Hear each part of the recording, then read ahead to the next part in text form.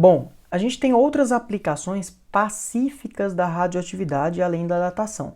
A primeira que eu quero comentar aqui é o rastreamento. O que é rastrear uma determinada substância, um determinado organismo? Bom, normalmente a gente vai usar alguma molécula, a gente vai trocar átomos de uma determinada molécula, tá? Ou de determinadas moléculas, e vai trocar átomos por átomos radioativos. Então, se eu tinha, por exemplo, lá numa moléculazinha de água, 2 hidrogênios e um oxigênio, eu posso colocar, ao invés de um oxigênio 16, colocar um oxigênio 18, que é um oxigênio radioativo. Essa moléculazinha de água vai ter agora um oxigênio radioativo. De acordo com a emissão radioativa, eu vou conseguir saber por onde que essa moléculazinha de água está passando dentro do organismo, por exemplo. Então eu consigo entender qual que é o trajeto dessa biomolécula ou dessa molécula. Pode ser uma biomolécula, pode ser uma outra molécula, pode ser um inseticida, pode ser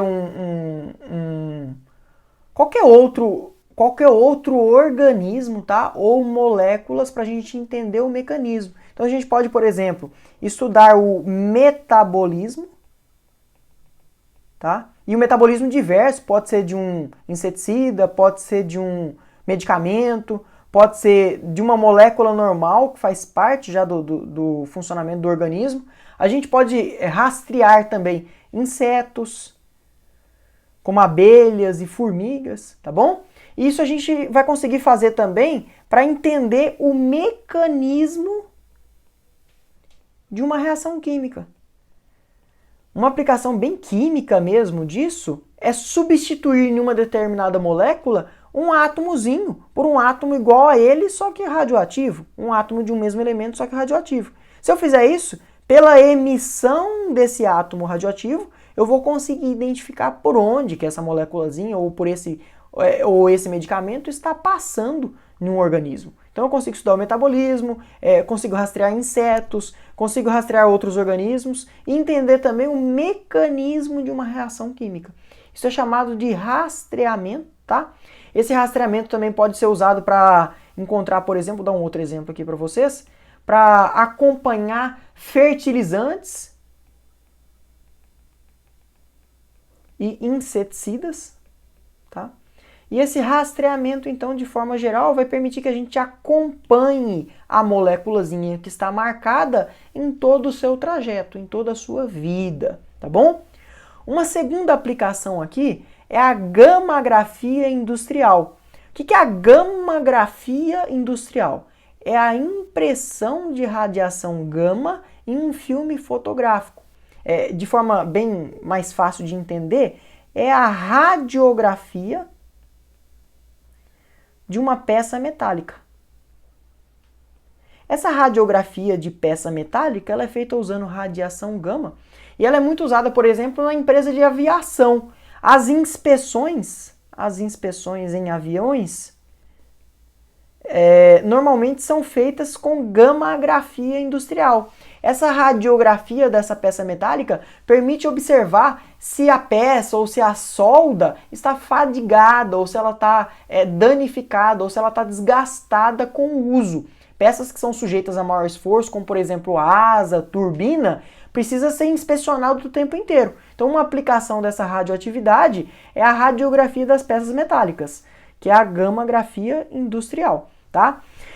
Uma outra aplicação é a esterilização, tá? A esterilização ela vai ser muito utilizada para esterilizar medicamentos, para esterilizar alimentos, para esterilizar instrumentos médicos, tá? E essa esterilização normalmente ela é feita por radiação gama. A radiação gama ela vai ser segura para esterilizar alimentos, instrumentos médicos, medicamentos.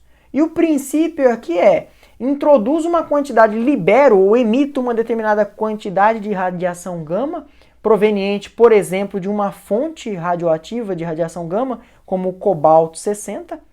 Esse cobalto 60 é emissor de radiação gama. A radiação gama normalmente é utilizada para esterilização, tá? As partículas betas também As partículas betas também, mas partículas beta, alfa não. Partículas beta também, mas não é em tanta em expressividade assim não. É mais radiação gama e partículas beta. E essa quantidade controlada de radiação gama vai incidir no alimento e vai destruir os micro-organismos presentes lá dentro. Então, por exemplo, esterilizar carne é uma coisa muito segura de se fazer.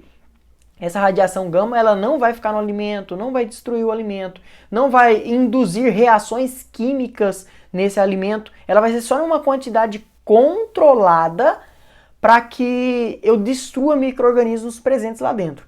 É claro que essa técnica para esterilização de alimentos, embora ela seja segura, as pessoas têm um certo receio na população, a população tem um certo receio, né? A indústria também, por ter medo do alimento estar contaminado, de certa forma. Mas não, a quantidade de radiação emitida é o suficiente só para matar os micro-organismos e retardar os danos e o ataque causados por eles, ok?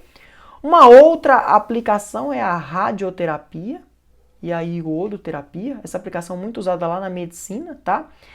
Normalmente para o controle de tumores, para o tratamento do câncer, tá? A radioterapia, ela normalmente vai usar cobalto 60, tá? E a ideia é combater alguns tipos de câncer que são, como que eu posso dizer? São muito frágeis na presença de radiação. Não são todos os tipos de cânceres que são suscetíveis à radiação, tá? Mas alguns deles são suscetíveis à radiação. Então a gente usa normalmente cobalto 60, tá? Que ele é emissor principalmente de radiação gama e partículas beta, para atacar esses tecidos alterados com células cancerígenas, tá? Com células cancerosas, e aí resolver o problema daquele tumor, por exemplo, ou ajudar a diminuir o crescimento dele. E uma outra aplicação também relacionada é a iodoterapia. A iodoterapia é a terapia com iodo 131, tá? O iodo 131, ele é muito utilizado para combater cânceres de tireoide. Praticamente todo o iodo absorvido da alimentação, ele vai para a glândula tireoide, e quando ele vai lá para a glândula tireoide, o iodo 131, né, na verdade, ele está sempre sofrendo decaimento beta. Esse decaimento beta do iodo, às vezes acompanha até talvez radiação gama, mas o principal aqui é o decaimento beta. Vou até escrever aqui, beta menos 1 e 0. Gente, rapidinho aqui, só para a gente treinar. Ó, quando ele emite uma partícula beta, o que ele dá origem? A um átomo de xenônio 131. Então, esse decaimento beta do iodo vai levar a danos no tecido canceroso presente lá na tireoide e vai ajudar a resolver o problema do câncer de tireoide, porque o iodo que foi absorvido junto com a alimentação ou na forma de um princípio ativo de forma oral, esse iodo 131, que é o iodo radioativo, tá? Não é qualquer iodo, é o iodo 131, que é radioativo, vai liberar radiação, tá? Vai liberar partículas beta e radiação, e essas partículas vão danificar os tecidos cancerosos. É claro que os tecidos adjacentes podem ser afetados junto, mas a ideia é diminuir a extensão de um tumor. A radioterapia, a radioatividade, perdão, ela também pode ser utilizada para diagnóstico, tá? Para diagnóstico médico, e esse diagnóstico médico normalmente está associado a uma cintilografia, a uma tomografia por emissão de pósitrons e o raio-x. Como é que é esse diagnóstico, tá? Como é que é o diagnóstico? Bom, lá na cintilografia, a gente vai usar isótopos radioativos, a gente vai ter um detector de radiação, tá? E esse detector de radiação vai conseguir observar o percurso desse isótopo radioativo. E o percurso vai nos permitir, por exemplo, diagnosticar alguma patologia presente lá naquele indivíduo, ok? O diagnóstico também pode ser feito com a tomografia por emissão de pósitrons, ou PET.